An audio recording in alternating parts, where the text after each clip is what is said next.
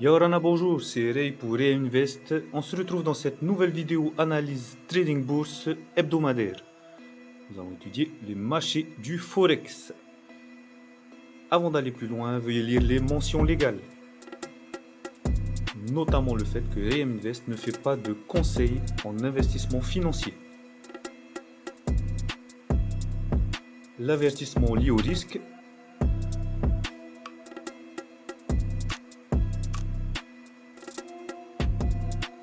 Avant de commencer, si ce n'est pas déjà fait, abonne-toi, active la cloche pour recevoir les notifications lorsqu'on fait de nouvelles vidéos. C'est parti. On se retrouve sur ProRealTime, donc pour les actifs Forex, nous allons étudier EURUSD, USD-JPY et EURO-GBP. Alors, l'EURUSD, on est toujours dans une phase, enfin, dans un biais haussier de long terme. Ok, on est toujours dans un biais haussier de long terme. Néanmoins, on peut souligner que on est parti sur une baisse momentanée. Okay, une baisse momentanée pour l'instant. Okay, les vendeurs ont plus la main dessus. Okay, la semaine dernière, on avait identifié donc un range, d'accord, avec une, deux, trois touches. Okay. Et puis donc on est sorti du range par le bas. Et j'avais dit que si on sortait par le bas, il y avait de fortes probabilités pour qu'on vienne chercher 1,2150 et puis éventuellement 1,20,600. Okay, 1,20,635. Voilà. Alors, de plus, cette affirmation était induite par le fait que j'ai utilisé des droites de vitesse, ok, notamment un tiers, un demi, deux tiers, et que si on venait à casser la droite des 1,5, il y a de fortes probabilités pour qu'on vienne chercher la droite des deux tiers. Donc, ce qui a été le cas, puisqu'on a cassé le range par le bas, on a cassé la droite 1,5 par le bas, refoulé, on a cassé le range, on est venu chercher les 1,21, 1,21,2. Tac, on a tenté de remonter, de revenir à l'intérieur du range, ok, au-dessus de 21, 1,21,7. On a été refoulé. On a été refoulé. Et donc, du coup, là, on est en train de consolider à ce niveau-là, entre 21,145, 1,21,145 et 1,21,7. Voilà. Si on venait à casser, d'un point de vue technique, si on venait à casser par le bas, on viendrait chercher la droite des deux tiers. Dans le cas contraire, si on venait à casser la résistance oblique, okay, on réintégrerait probablement le range, ici. Okay. Et à ce moment-là, on pourrait envisager que le cours remonte jusqu'à 1,22,5. Encore jusqu'ici. Donc pour l'instant, on attend, puisque nous n'avons aucune divergence au niveau des indicateurs techniques, et le VWAP nous montre que les vendeurs ont la main pour l'instant. Donc il faudra vraiment attendre les news macroéconomiques, notamment ceux de la BCE jeudi, pour pouvoir voir les choses un peu plus clairement, okay, du moins sur le long terme. Donc d'un point de vue trade court terme, voilà, très simple, on casse la résistance oblique, on réintègre le range. On réintègre le range, il y a de fortes probabilités pour qu'on aille chercher un 225. Dans le cas contraire, si on casse le support intermédiaire de 1,114, de fortes probabilités pour qu'on vienne chercher la barre des 1,206. Okay, 1,206 correspondant aussi à la droite des deux tiers. Donc voilà ce qu'on peut dire pour l'euro USD, USD JPY. Concernant l'USD JPY, pardon, donc on avait tracé une droite de vitesse, d'accord. On avait tracé une droite de vitesse, on avait cassé violemment, on avait cassé violemment la résistance horizontale à 109, 109 points, 109 400, ok, 109 400, ok, une résistance qui nous posait problème ici, et par la même occasion on cassait la résistance oblique qui nous tenait depuis le 31 mars. Clac, on est revenu. Donc lundi, on a construit ici. Donc on est revenu faire un pullback pour confirmer qu'on a bien cassé la résistance et que la résistance est donc devenue support avant de repartir. Et donc je disais dans mon analyse avec la droite les speedlines que si on venait à casser justement la droite des 2 tiers, un plus bas se formerait.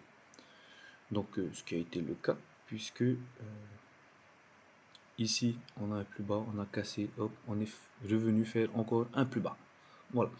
Actuellement, le cours est retenu par le support intermédiaire de 100 à 109 430 et le support oblique, ok, de long terme, okay, qui est tracé en journalier. Clac. Alors un support oblique de long terme qu'on pourrait éventuellement arranger comme cela. Éventuellement. Okay. Ce qui nous amènerait, parce que là il y aurait une forte confluence à ce niveau-ci, ce qui nous amènerait à éventuellement le cours vienne chercher 109 points, okay, 109, 122, okay, qui en plus, hop, correspondrait à ce niveau-là, okay, qui a été travaillé plusieurs fois, hein, on le voit bien, une fois, 2 fois, hop, tentative 3 fois. Donc voilà, ce qui confirmerait encore cette confluence-ci. Donc, si le cours venait, bon là il n'y a pas beaucoup en termes de ratio, pas très intéressant, mais si le cours venait à casser plutôt le support oblique, on viendrait chercher les 108, okay, les 108 438. Dans le cas contraire, si on venait à rebondir, si le cours venait à rebondir sur l'oblique, okay, sur la confluence technique qu'on peut voir, qu'on peut identifier clairement à 109 140,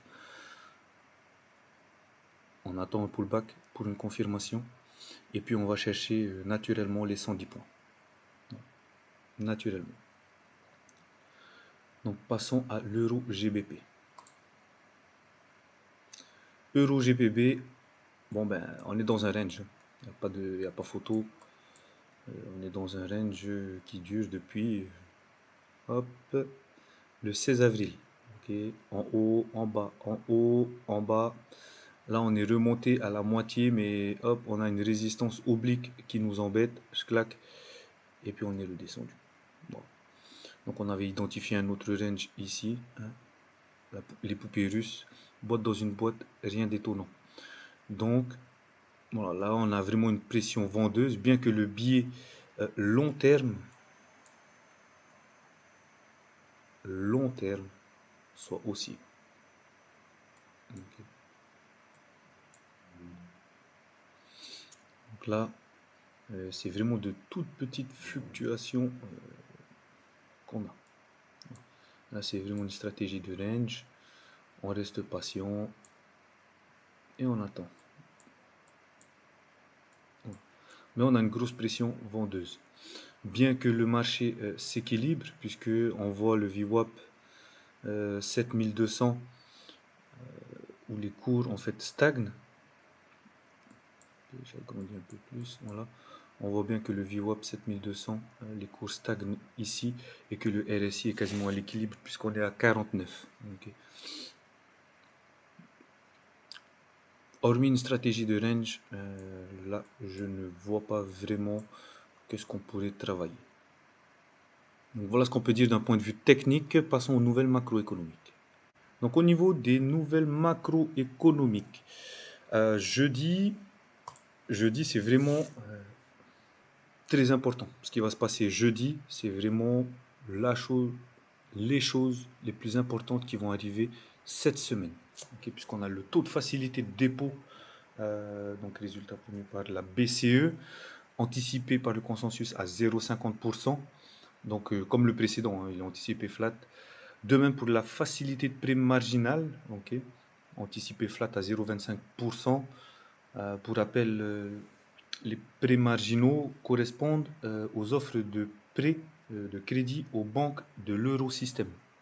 Okay. Donc, moins elles ont un taux élevé, mieux c'est pour le consommateur. Puisqu'en fait, voilà. On va, si on peut prendre un peu le temps d'expliquer vite fait, c'est de la logique. Si la banque fait un prêt à un taux élevé, forcément, lorsqu'elle va refaire un prêt à la consommation ou un prêt immobilier, elle va élever les taux, son taux pour elle. C'est tout à fait normal puisque elle va se rémunérer en quelque sorte avec ça. À l'inverse, si elle a un taux marginal faible, bon ben ça va, comment dire, favoriser les prêts à la consommation, les prêts voilà, pour les particuliers, en faveur des particuliers. Et enfin, donc je dis, on a aussi taux d'intérêt pour le mois de juin, okay, par la BCE, et la conférence de presse de la BCE.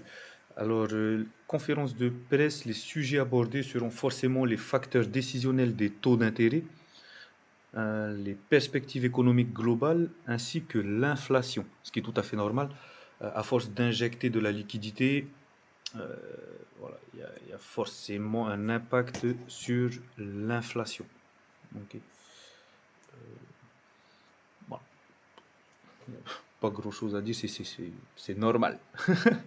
Alors ça sera vraiment des nouvelles à suivre puisqu'elles pourront nous donner des indices quant à la future politique monétaire, okay, menée par la BCE.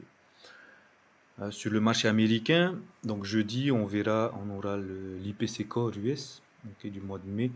Donc c'est l'indice des prix à la consommation, okay, qui est anticipé par le consensus à la baisse.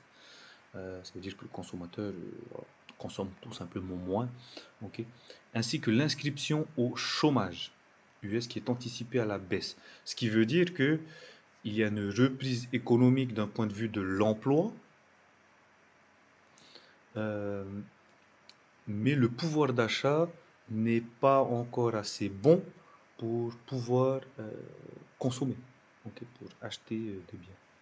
Voilà, des biens de consommation. Donc ça, c'est ce qu'on peut en déduire. Okay, tout ça, il faut anticiper plusieurs scénarios en prenant en compte la technique, donc ce qu'on vient de voir juste avant, ainsi que les news macroéconomiques pouvant impacter le marché et dans quel sens. Concernant l'USD-JPY, donc en plus de ce qu'apportera les news, ce qu'apporteront les news américaines, donc on peut voir le PIB japonais mardi qui est anticipé à la baisse. Voilà. Donc c'est peut-être du fait de l'anticipation du consensus, c'est peut-être ce qui influerait d'un point de vue technique l'USD-JPY baissier. Peut-être. Okay, tout ça, il faut attendre des confirmations, toujours. Et enfin, concernant l'euro GBP, donc demain, mardi, nous aurons la production manufacturière anglaise qui est anticipée à la baisse. Voilà. Donc ça c'est pareil, c'est un range pour l'instant, il faut vraiment attendre, être patient et avoir les confirmations techniques avant de prendre position. Nous avons terminé, on se retrouve la semaine prochaine pour une nouvelle analyse. N'oublie pas de t'abonner, active la cloche pour les notifications, like si la vidéo t'a plu et commente. Nous sommes également présents sur les réseaux sociaux, Facebook et Instagram, le tout dans la description. One life to act.